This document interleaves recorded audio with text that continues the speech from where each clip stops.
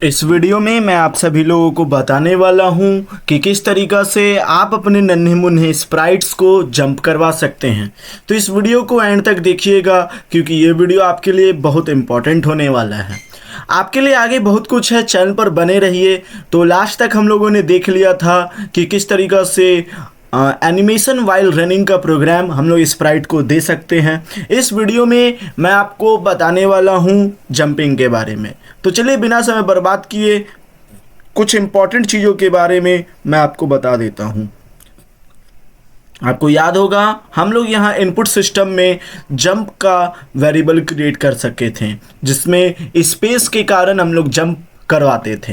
ये सारे सिस्टम हम लोगों ने देख रखा है अपने प्रीवियस वीडियो में। यदि आपने नहीं देखा है तो नीचे लिंक डिस्क्रिप्शन में है। इसके बाद अब आपको क्या करना है, बड़ा ध्यान से समझिए। सबसे पहले अब जो भी खेल खेलना है आपको आपके स्प्राइट्स के कोड में लिखना है। तो यहाँ सबसे पहले स्क्रिप्ट्स पर जाइए और यहाँ प्लेयर मोमेंट को ओपन कर लीजिए और बड़ा सिंपल सा बेसिक कोड का यूज़ करके आज हम लोग बहुत कुछ सीखने वाले हैं। तो सबसे पहले आपको क्या करना है, यहाँ पर मैं वापस से यहाँ पर जाता हूँ और चिली प्लेयर में जाने के बाद आप यहाँ नीचे देखेंगे कि हम लोग ऑन जंप नाम का एक वेरिएबल क्रिएट किए हैं। तो हम लोग इसी चीज़ का इस्तेमाल करेंगे जो हम लोगों ने पहले ही क्रिएट किया था।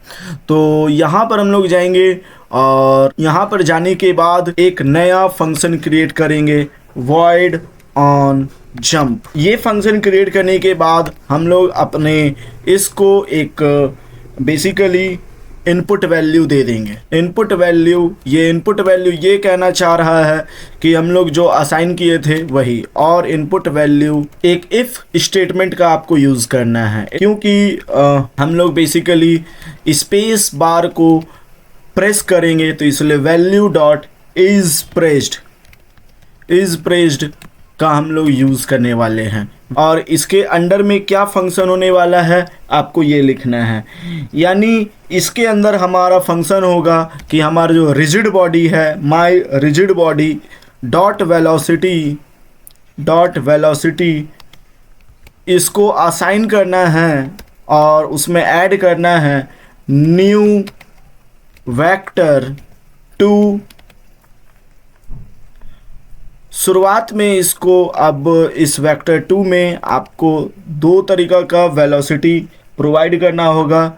पहला एक्स एक्सिस में तो ये मोशन करेगा नहीं, तो इसलिए उसको 0f दे दीजिए, और हमारा जो वाई एक्सिस में है वो वहाँ जंप करता है। अब जंप वाई एक्सिस ऊपर की ओर करेगा तो यहाँ एक नया वेरिएबल आप क्रिएट कर दीजिए जंप स्पीड के नाम से।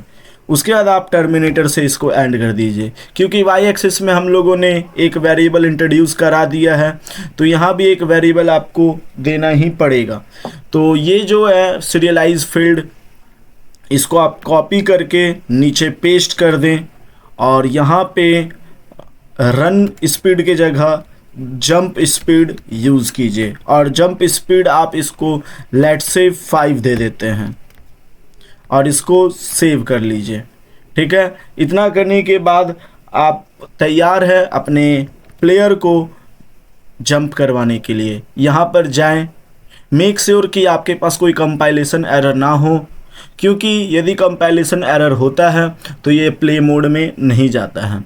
तो सिंपली आप स्पेस बार प्रेस करेंगे तो हमारा जो स्प्राइट है या कहें प्लेयर है वो बेसिकली जंप करता है। जैसे मैं यहाँ पर जाता हूँ, इसको प्ले मोड पर ले जाता हूँ और फिर आपको दिखाता हूँ कि ये किस तरीक़ा से जंप करता है। तो प्लेयर को जंप कराना बहुत ज़्यादा आसान है। इसके अलावा ये देखिए, मैं स्पेस बार प्रेस कर रहा हूँ, जितना बार प्रेस करूँगा वो उतना बार जाएगा। आप एरो कीज़ का भी यूज़ कर सकते हैं इसको हॉरिजॉन्टल मूवमेंट करवाने के लिए। तो हम लोग ऑलमोस्ट इसको बहुत कुछ दे दिए हैं। यदि आपको बहुत ऊपर जाना है तो मल्टीपल टाइम्स आप बेसिकली स्पेस बार को प्रेस कर सकते हैं। जैसे मैं इसको फिर प्रेस किया 3-4 बार तो वो ऊपर चला गया। आप बड़े आसानी से इसको कंट्रोल कर सकते हैं। स्पेस बार का यूज़ करके आप इसको जंप करा सकते हैं और 2-3 बार यदि आप इसको प्रेस कर देते हैं तो ये बहुत ऊपर चला जाता है। लेकिन आप यहाँ पर एक दिक्कत का सामना कर सकते हैं कि ये रियलिस्टिक नहीं लग रहा है। क्यों रियलिस्टिक नहीं लग रहा है? क्योंकि देखिए मैं जब इसको 2-3 बार प्रेस कर रहा हूँ तो देखिए कैसे लग रहा है, फ्लोट कर रहा है। एक असल में बॉडी जो है वो ऐसा नहीं होता है। ऐसा इसलिए हो रहा है क्योंकि इसमें ग्रेविटी स्केल का समस्या है। तो हम लोग क्या करते हैं, इसको ग्रेविटी स्केल प्रोवाइड कर देते हैं। यहाँ आप एडिट पे जाएंगे, यहाँ पे प्रोजेक्ट सेटिंग पे जाएंगे तो यहाँ पर आपको दिखेगा यहाँ पर आपको दिखेगा फिजिक्स 2D। यहाँ पर क्लिक कीजिए और ग्रेविटी आपको दिखेगा, ग्रेविटी का ऑप्शन ये रहा। ग्रेविटी x एक्सिस पे काम नहीं कर रहा है, y एक्सिस पे इसका इतना वैल्यू है।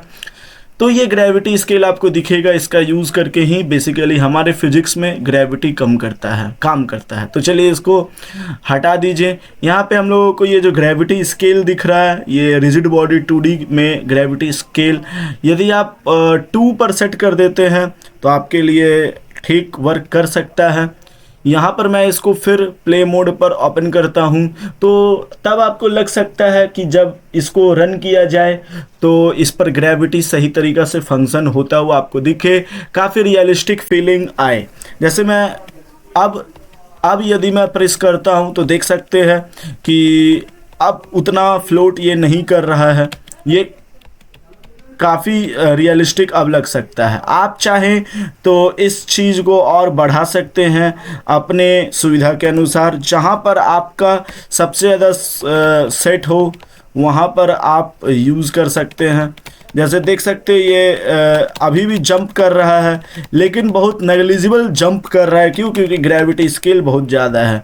यदि आप इसको सेट कर दीजिए, मान लीजिए 20 पर, फिर जंप करवाएं तो देख सकते हैं ये जंप ही नहीं करेगा। क्यों? क्योंकि ग्रेविटी इस पर काम ही नहीं कर रहा है। तो आपके लिए यदि आप 1 पे इसको रख देते हैं फिर जंप करवाते हैं तो देख सकते हैं ये बहुत अच्छा जंप कर रहा है। तो और इसके अलावा आप इसको यदि 15 पर रखते हैं, जैसे मैं इसको यहाँ 15 पे रखता हूँ तो ये फिर अगेन जंप नहीं कर पा रहा है। क्यों? क्योंकि ग्रेविटी स्केल बहुत ज़्यादा है। तो उम्मीद है आपको ये ग्रेविटी स्केल का फंडा समझ में आया होगा। अब चलिए यहाँ पर सिंपली आपको क्या करना है, जंप स्पीड भी तो सेट करना है।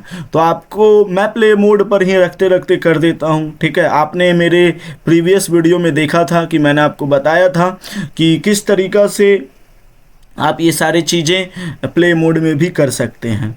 तो यहाँ पर आपको जंप स्पीड दिख रहा होगा। आप इसको 5 है, इसको 15 कर दीजिए। अब जा कर के इसको जंप करवाइए तो देख सकते हैं हालांकि हमारा जो ग्रेविटी स्केल है वो 15 पर है लेकिन फिर भी इसके ऊपर जो है हमारा ग्रेविटी मतलब जंप स्पीड जो है वो काम कर रहा है। तो उम्मीद है आपको ये समझ में आ रहा होगा कि आप कैसे ये सारी चीज़ें कर सकते हैं। एक इम्पॉर्टेंट सेटिंग आपको ये भी करनी होती है कि यहाँ पर आप देखेंगे, यहाँ आप देखेंगे इंस्पेक्टर में रिजिड बॉडी 2D में, रिजिड बॉडी 2D यहाँ पर कोलिजन डिटेक्शन जो है आप इसको कंटिन्यूअस कर दीजिए डिस्क्रीट की जगह, तब जा कर के ये ज़्यादा सही वर्क करेगा, ज़्यादा ही रियलिस्टिक लगेगा। तो उम्मीद है आपको आज की इस वीडियो में कोलिजन का कॉन्सेप्ट और जंपिंग का कॉन्सेप्ट समझ में आया होगा। तो इस वीडियो में हम लोगों ने सीखा कि किस तरीक़े से आप अपने स्प्राइट को 3-4 लाइन के कोड की मदद से बेसिकली जंप करवा सकते हैं। अगला वीडियो में आपके लिए बहुत कुछ है आने वाले वीडियोज़ में। तो हमारे यूट्यूब चैनल को सब्सक्राइब कीजिए, वीडियो को लाइक कीजिए, दोस्तों के साथ शेयर कीजिए and thanks for watching this video.